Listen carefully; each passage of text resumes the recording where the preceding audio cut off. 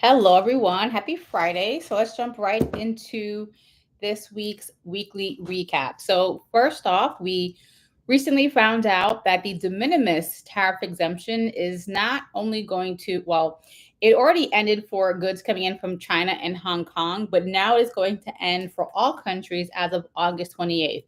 So, let's kind of go a few steps back to talk about what this is and why this is really important. So, the de minimis tariff exemption essentially made it so companies could import goods to the US, anything below $800, and avoid paying tariffs. So this really benefited companies like Temu, Shein, and even Amazon, where customers could buy lower price goods and again not have to pay any tariffs or duties.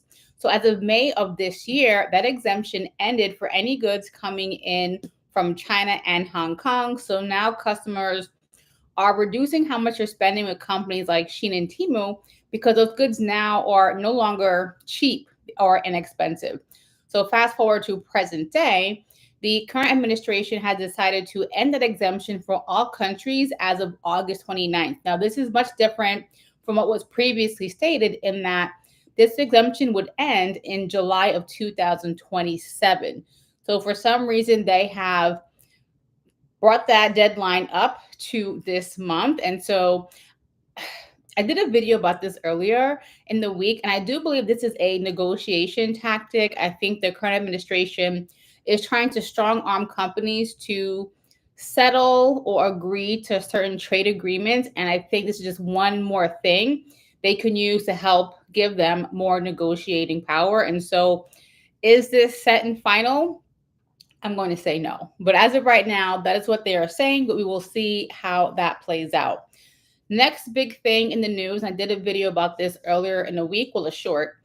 And so credit scores and credit reports are going to change coming this fall. And so what's going to happen is your future credit scores and credit reports will now include any activity from buy now, pay later platforms. So that means accounts with companies like Affirm, Afterpay, Klarna, excuse me, and other platforms like that.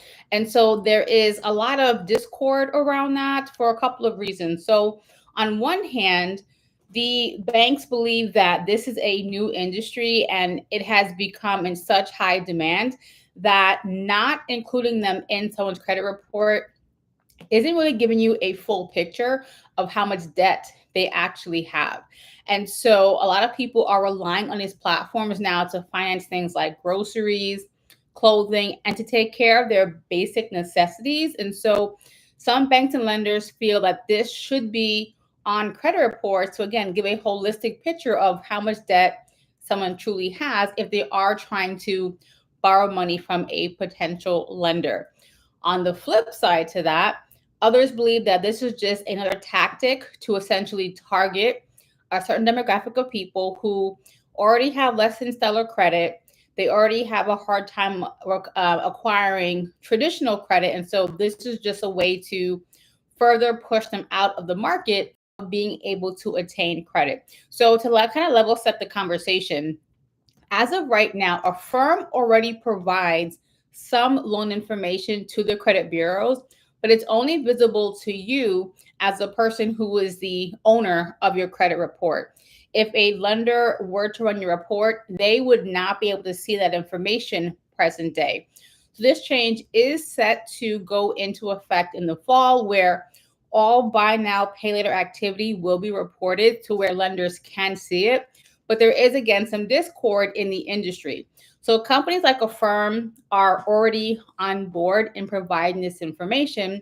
But then you have companies like I believe it's Klarna and I believe it's Afterpay. They are not so ready to provide this data as they are concerned that this data will not ultimately benefit their customers in the long run. They do not trust their current administration and the current credit scoring system to take this data and use it responsibly and use it to report the data accurately. So as of right now, both Klarna and Afterpay are not on board with providing this information. And so things are kind of like at a standoff slash stalemate right now. So more to come out on that, but that is where things are currently. Now, I know for some people, I know I saw a comment on my Instagram page where someone believes that reporting this information on someone's credit could benefit them, as if they are paying it on time, they're not over borrowing. This could help boost their credit score. So hopefully at some point down the road, they can acquire traditional credit. But there's two sides to that as well, right? It also can work against them if they're not paying things on time, etc. So more to come on that, but definitely very interesting to see that the FICO system is so quick to catch up with the times. Most legacy banks and systems are really slow to adopt to current day events. So that's pretty interesting. Next up, the job market. Now, this has been a hot topic for a few weeks now, but this week in particular, it really came to a head because the jobs report had to be republished, or I should say corrected. So previously, it was reported that the US added 258,000 jobs between May and June combined. But now we are realizing that that information is just not true. So the more accurate number is they only added 33,000 jobs combined in the months of May and June. And what's really interesting about this whole conversation is I think a lot of us already know what has been going on, but the systems that be are really slow to openly admit what we've all known for a really long time. So, for example, when I hear people say we're going into a recession, newsflash, we've been in a recession. I think it's just this weird notion that they're trying to not scare and spook people by essentially gaslighting us. I don't know. It really irks my nerves with this whole situation. We've been in a recession for at least a year and a half now. It's just now becoming more prevalent. Now, are we going into a deeper recession? I would argue that's a better way to say it, but to say that we're going into a recession, that we know the data is not accurate, right? We're showing that unemployment is low, but we know for a fact companies have laid off thousands upon thousands of workers in the last 6 months alone, let alone the last year. So the math is not mathing, right? So I think we kind of have to start using our own common sense and our own discernment of what we see going on around us to really get a good grasp of what is going on in the economy. So hold on one second. But I think ultimately it comes down to the administration trying to keep people from or prevent people from panicking. Right? When people start to panic and they get scared when they hear recession, they hear hyperinflation, the behaviors that follow after that just make the situation even worse. People start panic selling when it comes to their stocks. They start to, spend a lot less. And we already are seeing companies are seeing reduced revenue because people are spending less because things are more expensive. They just don't have the money. And then we have tariffs, right?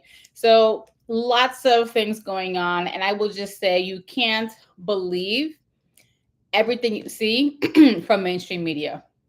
And we'll just leave that there. So I saw an interesting article. Well, yeah, I saw 2 articles today that were pretty interesting. So the one article mentioned how the government is going to impose tariffs on gold bars. Now, I was very intrigued by that because gold, as we know, is doing really well right now.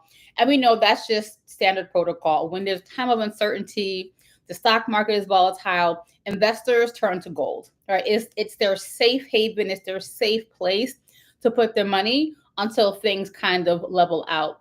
And so to see that the government wants to impose tariffs on gold bars, I was like, that's interesting. Then right after that, I saw a follow-up article saying that that's not true. We're not sure where that information came from. That is not actually happening whatsoever. The government does not plan to impose tariffs on gold bars. So I really can't report on that, but I wanted to tell you guys what I came across. And I thought that was super interesting. So let's jump into this week's earnings call. Now, I have to say, this week was another tough week in regards to figuring out what companies do I feature in today's live stream. There were so many great companies that had earnings calls this week. So I had to narrow it down. I've mentioned before that some weeks it's like dry season. There's barely anything worth mentioning, when it comes to different companies and organizations. But this week, was a full week of earnings calls, but this is truly earnings season, right? Companies are now reporting their Q2 earnings. And so this is busy season for this information. So we are going to jump right into it. Starting off with McDonald's. I'll have to make this smaller. I always forget to do that. So whenever I'm working, I have everything on my big 36-inch monitor. When I'm going live, I have to disconnect it. So everything is like overly big. So I have to always bring it down. So it's better for everyone else to look at. All right, I digress. All right, so let's make sure we are sharing. We are fantastic. So as I was mentioning, McDonald's did release their Q2 results. And so they did have a fantastic quarter. Oops. I want to go down to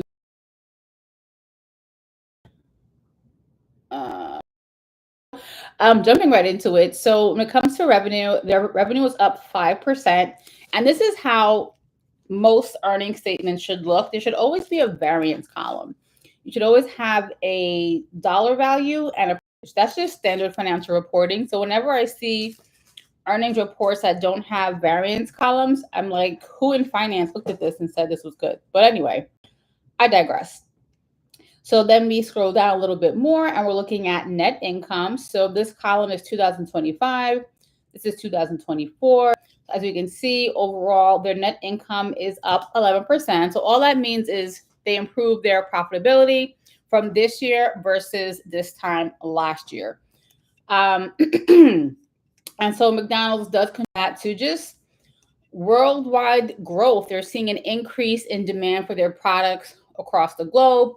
They do believe this has contributed, or what contributed to this is changing up their menu to attract new customers and to bring back old customers. They've improved their marketing. They call it standout marketing. And then they're just increasing the value for their end customer. And so they believe that all of these things have contributed to them having a phenomenal quarter. Now, if we take a step back, we know a few rough quarters around the global boycott of their services due to the Israel-Gaza war and their stance on it and who they supported in that. That definitely negatively impacted their revenue and stock price for quite a few quarters. That, but we will push through. Their stock price symbol is MCD, in case you were wondering. And McDonald's does in fact pay a dividend, and they do pay a pretty healthy dividend as well. So let's wait for this chart to load. So at close of business today, they're trading at $305 per share. And if we see here, I believe their earnings call was on the 5th. And we see the stock price went right up after that. So as I've said before, this is a good indication that Wall Street likes what they see. They found value in what was like the results, but more importantly, they for in the forward looking view, right, in the upcoming months. So normally when investors feel confident, this is when you will see the stock price increase, and it kind of stays there. In previous, calls, we've kind of shown how some companies, stock price will increase and it'll drop right back down.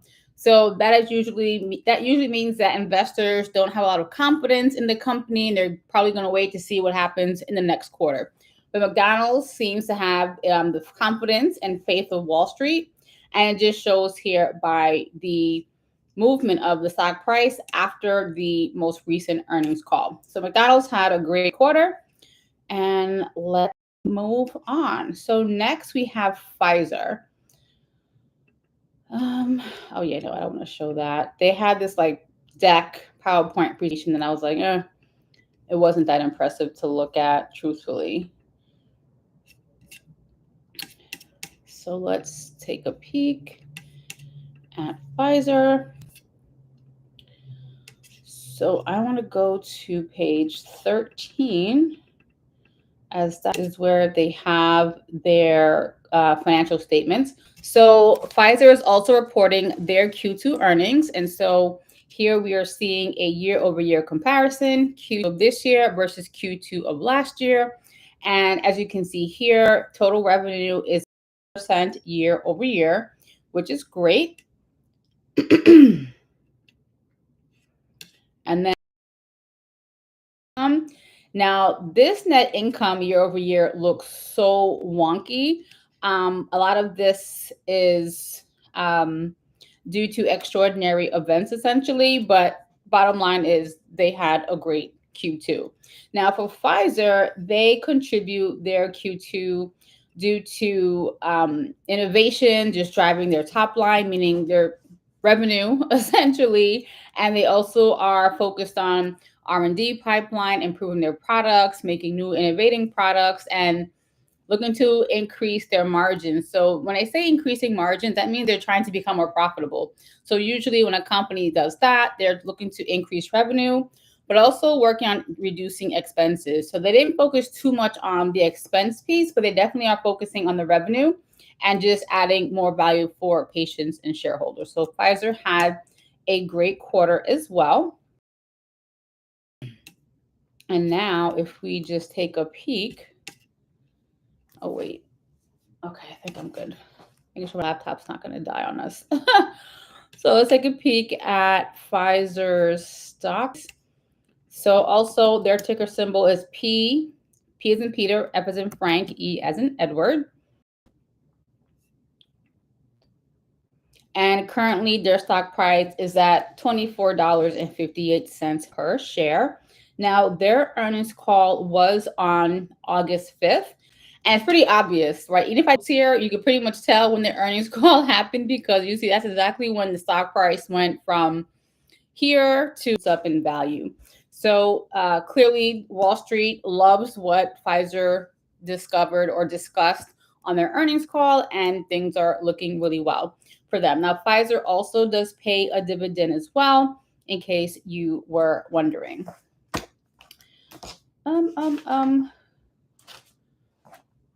Oh, where did hold the phone? Where did interesting. Okay, so next up, let's also had, oh wait, let me close that. Let me fix this. And let's take a look at their earnings report. Oops. This is not where I want it to be. Hold on. Am I going down too far? I looked at this earlier. Oh, here it is. My goodness. All right. So moving on, let's make it a little bigger. So, oh, that's not good. Let's make it smaller. What's this little thing here? I don't know. Oh, it's a note. That's so silly. All right. Oh, that's going to drive me nuts.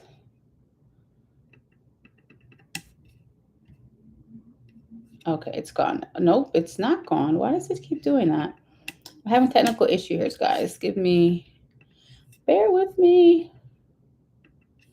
Okay, whew, there we go. Much better. So if we look at Disney, their revenue is up year over year as well. Not by much. It's just up slightly, about 2%. And then if we look at their net income doubled in value quarter over quarter. So that is definitely pretty interesting. So when it comes to Disney, they attribute a lot of their growth to a few things. So They definitely saw an increase in subscriptions for both their Disney Plus and Hulu products. They also saw a lot of activity when it comes to their sports line, so ESPN and things like that. Um, when it comes to advertising specifically, like ESPN here, operating income is down 7%, but domestic advertising is up 3%. So there's a little bit of a mishmash of things that are contributing to their overall growth year over year. But Disney too had. So let's take a peek at their stock price. Now the Disney is DIS, in case you were wondering. And then of business today, their stock price is at $112 per share, give or take. And I'm not sure why it's taking so long.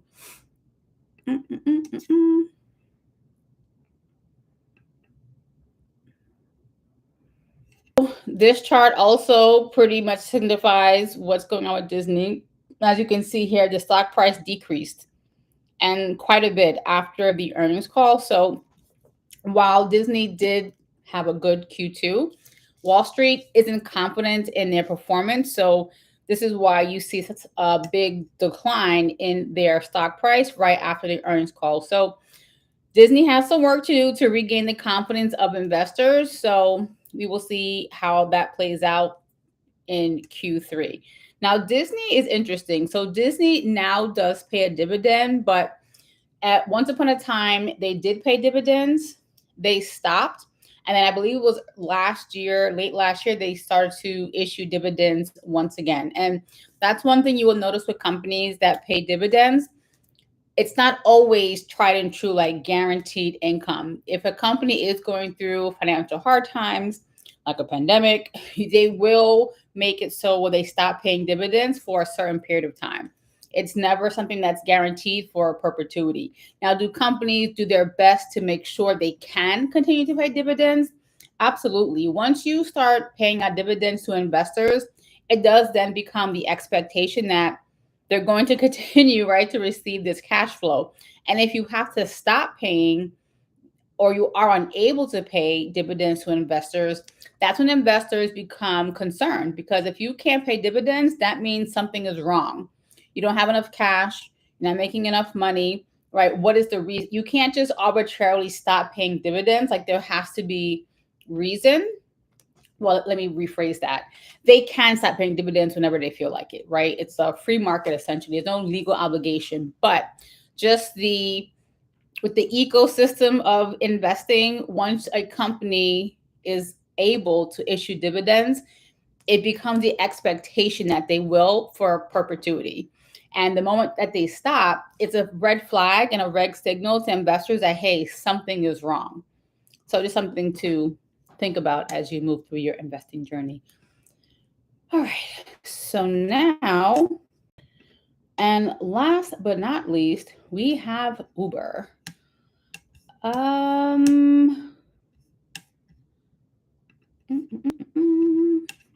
Let's take a peek. Uber. So Uber also had a pretty interesting quarter. Let's go to their financial statements.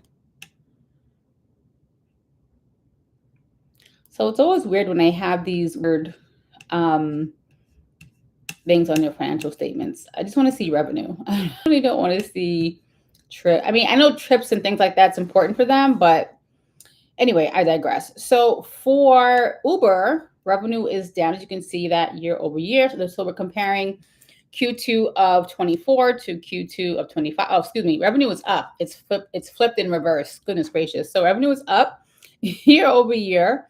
Then if we come all the way down to net income is also up year over year. So that means Uber has improved their profitability.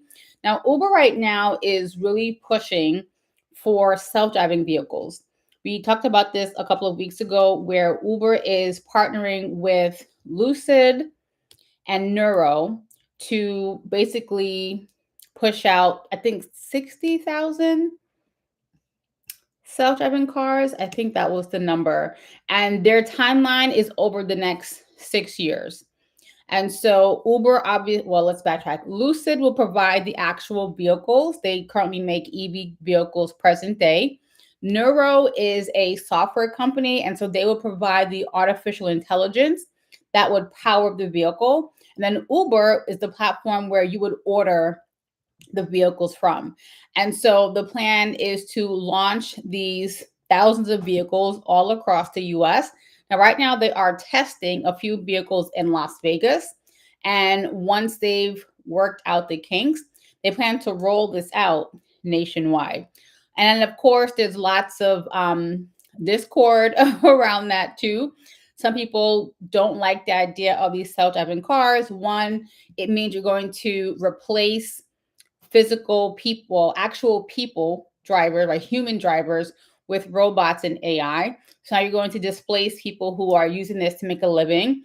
And others worry about the safety component, right? Putting yourself in a vehicle where there's no human controlling the car. What if something happens? How, right? Anyway, you guys get it, right? There's so many things that could go wrong in situations like that. Well, others are really excited about it. They love the idea of not dealing with the person at all in the car. They just hop in the car, they get taken to where they have to go, and then they get to hop out of the car and everything is done. So lots of mixed reviews and feedback in regards to these self-driving vehicles. But I will say, in terms of AI and robots, we really aren't, there's no turning back at this point. Companies are investing billions, not millions, billions of dollars into AI and artificial intelligence. And with this phase of the industrial revolution, I'm calling it, things are only going to move a lot faster. So you'll see a year from now how much more AI and robots will be integrated into our lives. And we have to kind of embrace it because there really isn't another option, unfortunately. So, anyway, I digress. So, let's now jump or take a peek at Uber's stock price.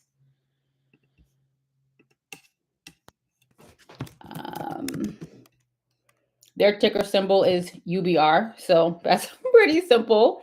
So, at close of trade today, their stock is at about $90 per share.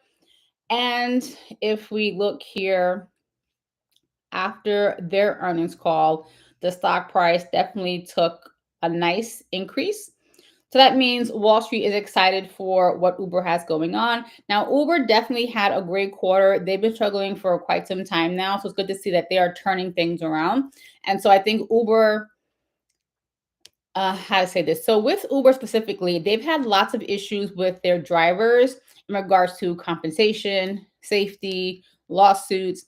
And so I think for Uber, because of the cost and expense they have had to deal with when it comes to dealing with people, I think that is why they are pushing so heavy to roll out these self-driving vehicles, so that way they can essentially pivot their business model over time.